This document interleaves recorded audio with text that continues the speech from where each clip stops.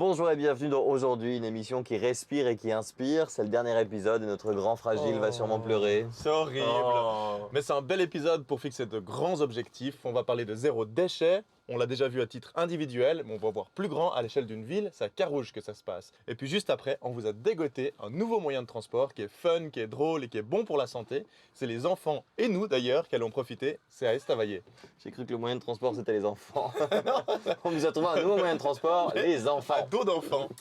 Et Greta, c'est notre bus, elle a aussi un truc à nous montrer. Marie Romanence nous parlera de son gant démaquillant et Timéa Baczynski nous montrera comment elle gère ses déchets en un seul set. Magnifique. Bonne prononciation de Baczynski. Bravo Greta. Lui là, c'est Marc. On ne dirait pas comme ça, mais il est ingénieur en développement durable. Et lui, c'est Jonas. Il ne quitte jamais son téléphone et ce qu'il veut, c'est trouver des solutions pour rendre sa vie plus confortable. Ensemble et à bord de leur bus solaire 2.0, ils parcourent la Suisse romande pour rencontrer celles et ceux qui améliorent nos vies, pas demain, mais aujourd'hui.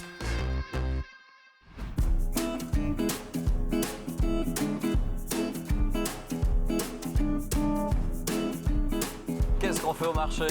Mais on va voir la gestion des déchets de la commune de Carouge qui est assez incroyable. Ah, mais c'est glamour encore. Et c'est surtout une initiative qui vient d'en bas. On a toujours l'impression que le changement, c'est le politique, c'est en haut. Et là, c'est Laetitia et Dorinda qui se sont motivés avec Zero Waste Switzerland pour changer la gestion des déchets. C'est vachement cool parce qu'on investit des milliards dans des énormes incinérateurs, ça coûte en impôts, ça coûte en taxes. Et puis là, on voit que les citoyens, concrètement, peuvent changer ça, ce qui permettrait d'avoir moins de déchets. C'est cool pour l'environnement et aussi pour le porte-monnaie. Évidemment, on paierait moins de taxes, moins d'impôts. Tiens, puisque tu as l'air passionné par les déchets, tu peux me gérer ça? C'est toi qui gères ton image, hein. J'en ferai mon impôt. On va trouver une nouvelle gestion des déchets.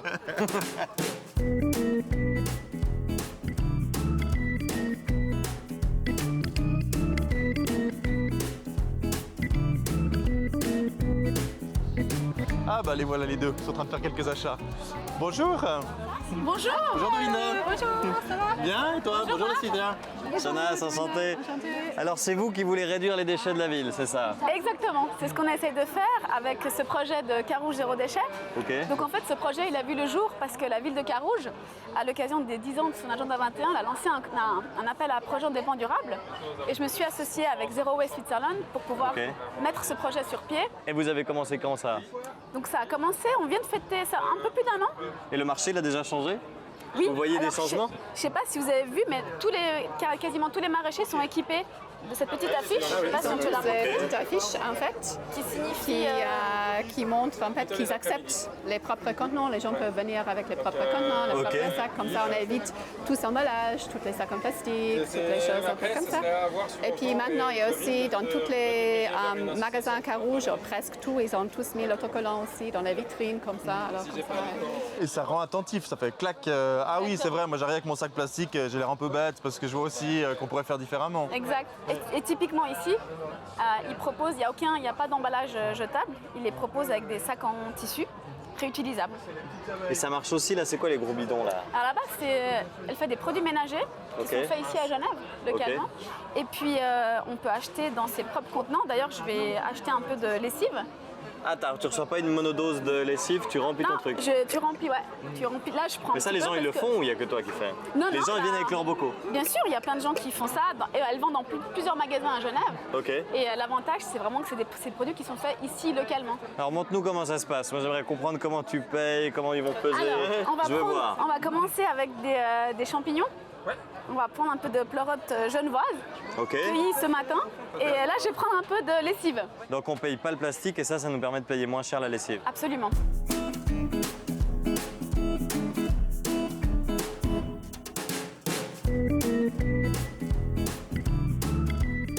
Grâce à vos actions ici, on a vu comment on peut éviter les sacs plastiques, comment on peut éviter les déchets.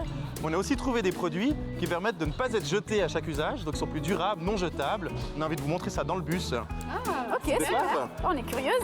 Ouais, et le bus, c'est Greta, on vous le présente en même temps aussi. Greta Thunberg. Presque. Bienvenue à l'intérieur de Greta. Bon, on a une petite tradition dans le bus, on aime bien offrir quelque chose à boire quand on rentre.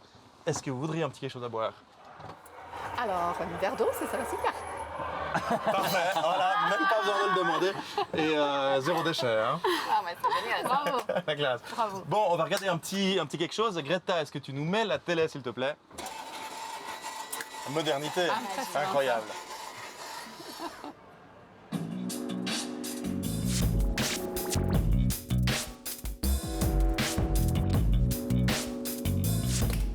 Concrètement, là, il me faudrait 2 cotons démaquillants. Bon, j'ai fait le calcul, hein. Pour une vie, ça représente 58 400 cotons démaquillants. On va être clair, c'est pas possible. Du coup, je suis à Bienne aujourd'hui pour rencontrer Babette. Elle a fondé KTO, mais elle dit avoir créé le gant lavable à l'eau. Le truc, il te dure 2 ans, c'est en microfibre et ça remplace plus de 1500 cotons démaquillants.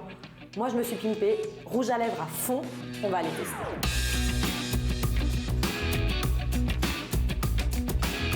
Bonjour. Babette? Oui. Ah, bonjour. Bonjour Marie.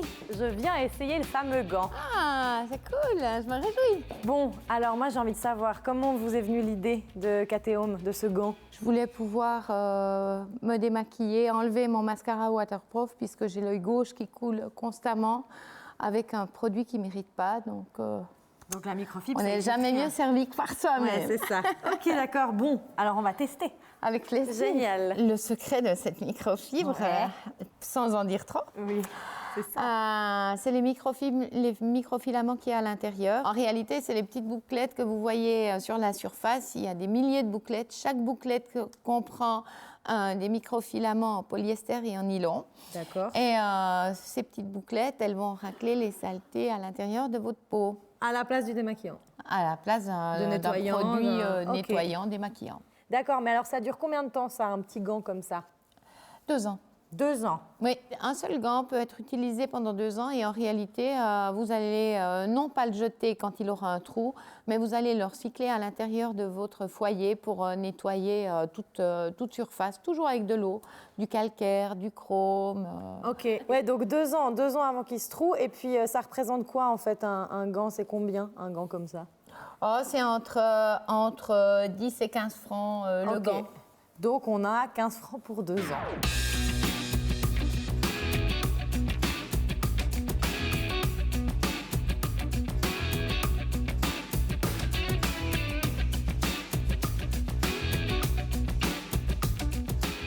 C'est quand même pas mal ce gant, hein. Bon, l'idée de Babette, c'est d'ici quelques années réutiliser les cotons usagés, refondre la fibre et en faire des nouveaux.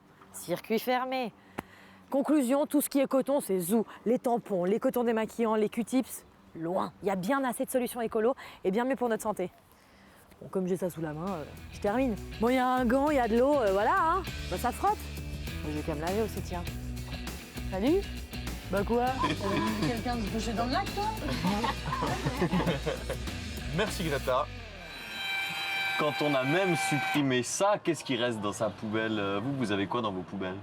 Alors principalement du plastique. Du plastique de certains aliments que parfois j'achète qui sont encore emballés. Et combien de poubelles par année? Et ça me fait en tout moins de 3 kilos par année, donc ce qui représente une poubelle de 35 litres par année.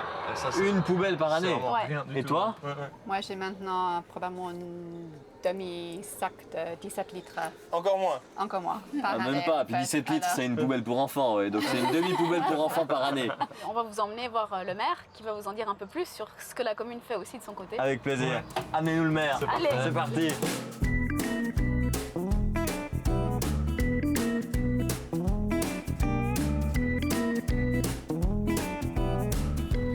Pourquoi c'est votre rôle de maire de viser une commune zéro déchet? Pour beaucoup de raisons, pour des raisons économiques, pour des raisons écologiques, aussi pour accompagner la population dans cette transition qui est inéluctable, une transition écologique. Donc c'est aussi. Pourquoi économique? Ça change vraiment quelque chose sur le budget de l'État? Sur le budget de la commune? Bien sûr, nous visons 30% de baisse des déchets incinérables. 30% de baisse pour Carouge, c'est 400 000 francs de taxes d'incinération en moins. 400 000 francs, ouais. 400 000 francs, plus bien sûr le travail qui n'a pas à être fait, la levée des déchets, etc., qui permet une réaffectation de nos collaborateurs et collaboratrices ailleurs. Comment vous avez déterminé le 30%? Parce qu'on parle de zéro déchet depuis le début de la journée, mais 30% en moins, c'est pas zéro déchet. Pourquoi cet objectif de 30%? Alors, en fin de compte, moi, j'avais juste fait une analyse des autres villes en Europe. Il y a 400 villes maintenant à travers l'Europe qui ont commencé leur démarche vers le zéro déchet. Et j'avais regardé il y a une dizaine, une quinzaine d'eux pour regarder qu'est-ce qu'eux, ils ont pu réduire. Et comme ça, on a essayé de dire qu'est-ce qui est quand même un objectif ambitieux, mais encore réalisable, en fait, pour une première étape. Et c'est pour ça qu'on a dit qu'on voulait faire les 30% en 3 ans comme première étape. Parce que nous, on dit toujours le zéro déchet, c'est aller vers le zéro, en fait. C'est réduire le plus qu'on peut, mais ça, c'est une première étape. En quoi elles vous ont aidé? Mais elles amènent des pistes et des pistes concrètes. Parce que finalement, de dire on doit consommer moins, on doit avoir moins d'emballage, ça on le savait avant leur arrivée à Carouge. Mais comment faire?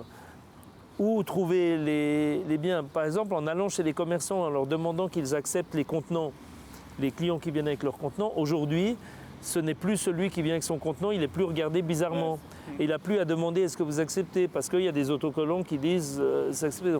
En fait, ça devient la norme. Et aujourd'hui, ce n'est plus celui qui amène son sac qui est hors norme, c'est celui qui prend le sac en plastique. Et c'est un retournement de normalité, entre guillemets. Et ça, c'est ça qu'elles amènent. Mais en donnant les pistes, elles montrent que c'est possible. C'est juste une manière aussi de mettre le pied à l'étrier dans sa transition écologique. On commence par ça. Donc avec le zéro déchet, on a un gros impact sur l'alimentation et la consommation de manière générale. Et en règle générale, les gens ne s'arrêtent pas uniquement à ça. En règle générale, on commence par ça et ensuite, on va commencer à regarder l'énergie, notre consommation d'énergie à la maison. Ensuite, on va regarder comment on se déplace, comment est-ce qu'on mange et comment gérer notre argent. Donc c'est vraiment une manière de commencer sa transition énergétique. On tombe dans la drogue de l'écologie avec le zéro waste. Mais avec beaucoup de bonheur. Et on ne s'arrêtera que quand il n'y aura plus qu'un pot, un bocal comme ça des déchets de toute la commune. Alors on va aller à Estavayer pour montrer comment on peut envoyer ses enfants à l'école en toute sécurité et en même temps c'est écolo et ça leur fait vachement plaisir aux gosses. Pas mal.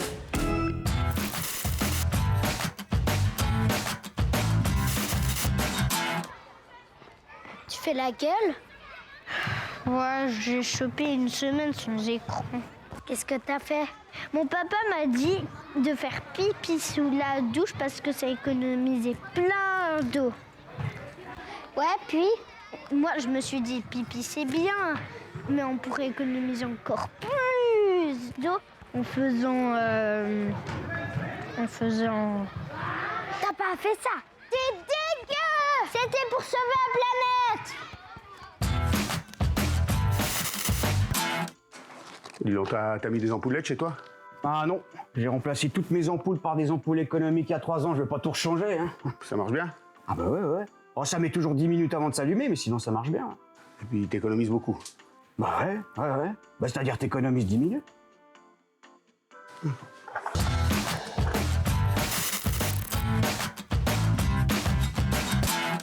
J'espère que t'aimes les enfants parce que j'ai trouvé un sujet raccord pour la rentrée scolaire, les amis du vélobus. Tu connais? Ça sent la haute technologie, les amis du vélobus. C'est hyper simple. Au lieu que les enfants viennent en bus avec un moteur diesel, etc., on va les chercher avec un bus qui a des dizaines de pédales. Et c'est les enfants qui pédalent pour faire avancer le bus pour aller à l'école. C'est génial. Pas mal. C'est hyper cool. C'est Kim et Clément qui ont fait une association qui s'appelle les Amis du Vélobus, qui justement pousse cette idée en Suisse. Ok. Elle existe déjà à l'étranger, mais ce serait les premiers en Suisse. Donc il faut pousser quand même un peu. Allez, ça suffit pas. Exactement. Et on arrive à Estavayer, les Rosiers d'Estavayer. Hein, c'est un jardin participatif et son magnifique château. Voilà, c'est splendide.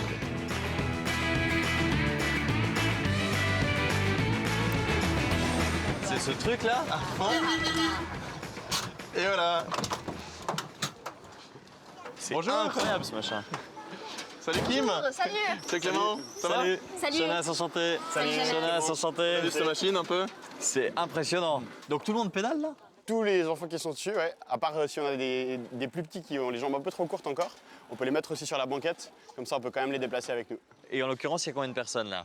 Alors là, on peut en fait avoir 9 personnes qui pédalent en comptant le conducteur ou la conductrice et on peut mettre jusqu'à 3 enfants devant. Pas mal. Mais il n'y en a qu'un qui conduit. Il y en a qu'un qui conduit. Exact. Et il y a une aide électrique ou c'est que au mollet?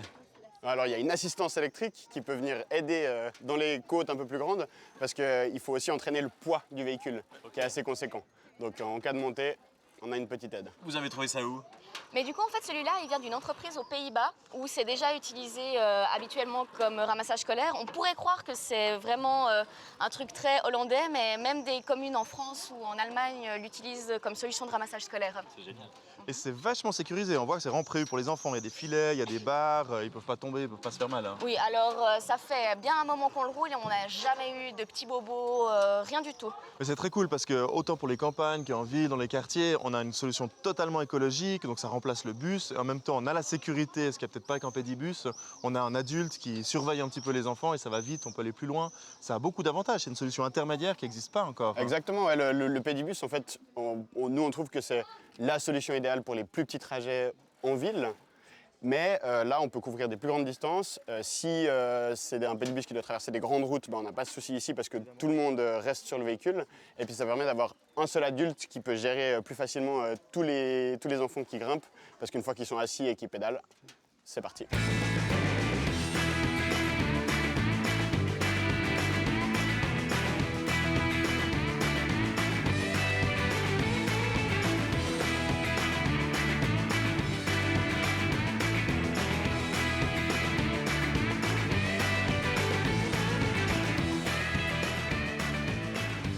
Il y a un truc qui saute aux yeux, au moment où on est sur ce vélobus, tout le monde a le sourire. Ah ouais, les enfants, ils pédalent, ils rigolent, ils ont envie. Du coup, aller à l'école, ça devient un jeu quasiment. Absolument, ouais. Et puis le but, c'est aussi de leur faire commencer la journée par une activité de groupe, un petit peu physique, leur faire respirer de l'air frais. Et en plus, on remplace, dans la majorité des cas, un bus diesel, polluant, gros, imposant, pile là où les enfants vont à l'école. Hein. La question du coût, on peut dire que les parents ou les écoles gagnent vraiment de l'argent grâce à un vélobus? Alors, le véhicule en soi, il pourrait, selon nos estimations, pourrait coûter 25 000 francs. Mais il faut compter qu'après, un parent peut le conduire, on n'a pas besoin de conducteur professionnel. Et puis, c'est pas beaucoup plus cher, si ce n'est moins cher qu'un véhicule à moteur qui aurait autant de place qu'un vélobus, c'est-à-dire neuf. Et qui devrait payer l'essence ensuite, lui. Exactement. Alors que le vélobus fonctionne quelques années sans essence. Mais ça peut être une association de parents, ça peut être l'école, ça peut être une commune. N'importe qui peut l'acheter finalement. Absolument. Et l'idée, c'est vraiment qu'une fois qu'on arrive à obtenir l'homologation, au niveau national, toutes les personnes intéressées puissent en faire l'acquisition et puis le mettre en place. Et là, comme tous les pionniers à l'époque dans l'énergie solaire, par exemple, avec le vélobus aujourd'hui, il y a encore des petits soucis administratifs. Hein. Voilà, exactement. En fait, en plus de devoir le faire homologuer, en fait, on doit faire bouger un petit peu les lois. Et pour ce faire, on doit avoir l'appui des politiques et puis se faire connaître aussi du grand public et apprécier aussi, mais on se fait aucun souci pour ça. La question de la sécurité, s'il y a beaucoup de gens qui ne vont pas au travail à vélo, c'est parce qu'ils ont peur. Alors j'imagine qu'ils n'enverraient surtout pas leur enfant aller à l'école à vélo. Est-ce qu'on est plus sûr qu'un vélo avec un véhicule comme ça? Alors je pense qu'il y a deux choses à prendre en compte. C'est qu'on n'a pas besoin de réfléchir à garder son équilibre, vu qu'on est sur 4 roues. Et en plus, on serait partie prenante de la circulation, pas un véhicule sur le côté qui est dépassé par toutes les voitures, qui est peu rouler au considéré. milieu, en fait. Mais l'idée, c'est vraiment de pouvoir prendre notre place. Et puis, étant plutôt adapté pour le centre-ville, la vitesse qu'on aurait de 25 km/h en moyenne au plat, ce ne serait pas complètement handicapant pour le reste du trafic. Vous nous dites que les directions d'établissement sont enthousiastes, que les parents sont enthousiastes, manifestement les enfants sont enthousiastes. Qu'est-ce qui bloque? Si on pouvait compter que là-dessus, il y aurait déjà des dizaines de vélobus qui rouleraient dans la Suisse depuis le début de l'association. Mais en fait, maintenant, c'est les lois qui nous bloquent. Ce vélo, il rentre dans aucune catégorie d'homologation. Du coup, il n'est pas du tout le bienvenu sur les routes, ce qui est fort dommage. Et puis, toutes les procédures pour mettre en place cette catégorie ou pour modifier une catégorie déjà existante, c'est très long. Ça demande beaucoup de délicatesse de notre part. Mais il faut aussi comprendre, c'est vrai que l'administration qui doit vous donner le feu vert, c'est des enfants, c'est la vie des gens, c'est la route. On peut comprendre qu'il y a un petit peu de réticence au départ. Mais ça, c'est des barrières que vous devriez pouvoir lever en quoi? En 6 mois, en 1 année? Alors, a priori, il y aurait déjà quelques vélobus qui vont rouler à la rentrée 2019, donc très prochainement, à titre d'essai. Et ça pourrait nous ouvrir beaucoup de portes. Et en fait, évidemment, ça va lentement, mais on ne peut pas leur en vouloir parce qu'en effet, il s'agit de mettre des enfants sur un véhicule qui peut aller jusqu'à 25 km/h sur des routes avec d'autres voitures. Du coup, on préfère qu'ils soient plus tatillons que laxistes.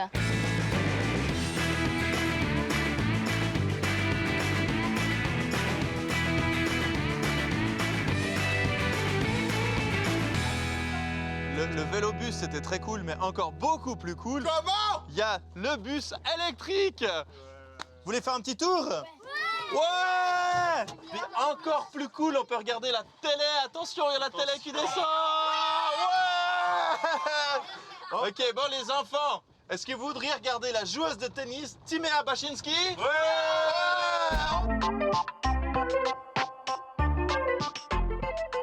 C'est à l'âge de 3 ans que la joueuse de tennis suisse Timea Bachinski tient sa toute première raquette. D'origine hongroise et née à Lausanne, Timea démarre sa carrière très jeune.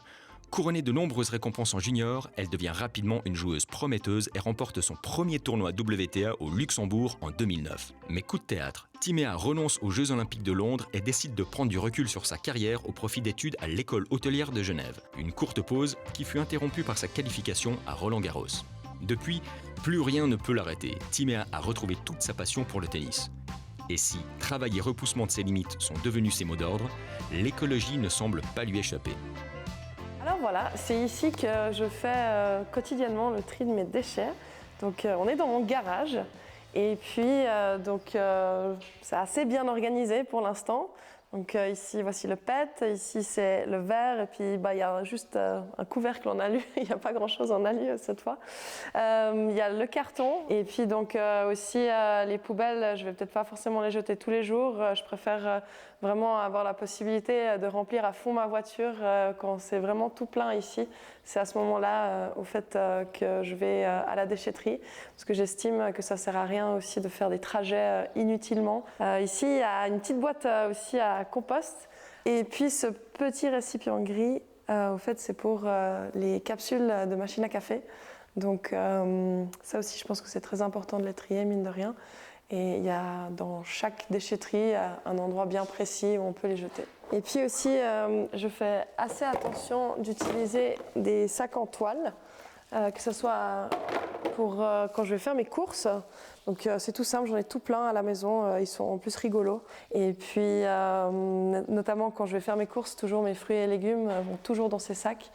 Et vraiment, quand j'en ai absolument oublié un, alors je prends un seul sac compostable pour tous les fruits et légumes que j'achète et je colle tout simplement les étiquettes sur ma main. Donc des fois, ça fait un petit peu bizarre parce qu'il y a genre 5 étiquettes comme ça. Quand on va à la caisse, on fait vrac, voilà ce que j'ai acheté aujourd'hui. Bon, alors comme vous voyez, je crois que le bac à PET est plein.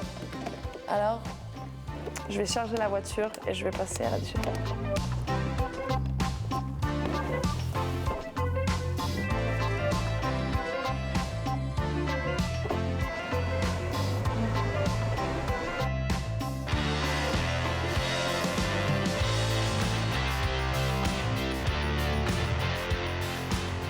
Je trie mes déchets, ça fait déjà, on va dire, plus de 20 ans.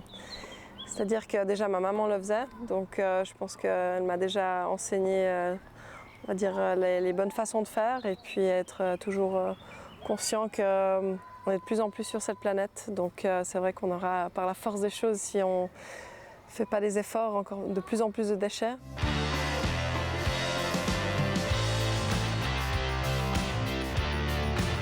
Je me suis acheté cette gourde parce que je me suis dit mais j'en ai marre d'acheter des bouteilles de PET. Du coup je me suis dit je préférais avoir quelque chose, il y a quand même 1,5 litre d'eau. Ça me tient en tout cas pour 2 heures d'entraînement. C'est assez agréable de devoir jeter aussi moins de PET par rapport à ça.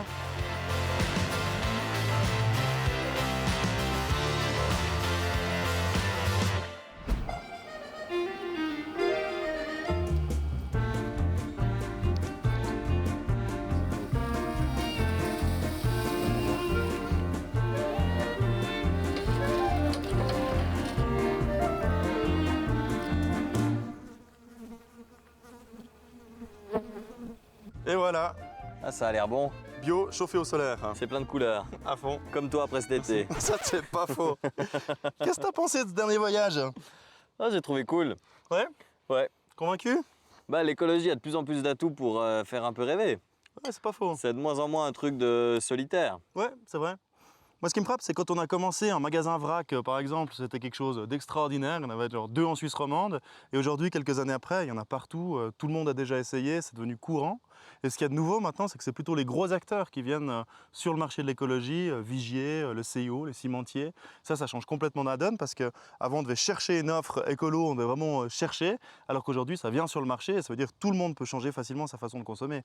C'est un grand changement. Ah, t'as l'air vachement intelligent quand tu parles comme ça. Ça va? Franchement, je crois que c'est le moment de mettre le bêtisier pour que les gens se rendent compte de qui est vraiment Marc Muller. T'es sûr que tu veux montrer ça? Ah oui.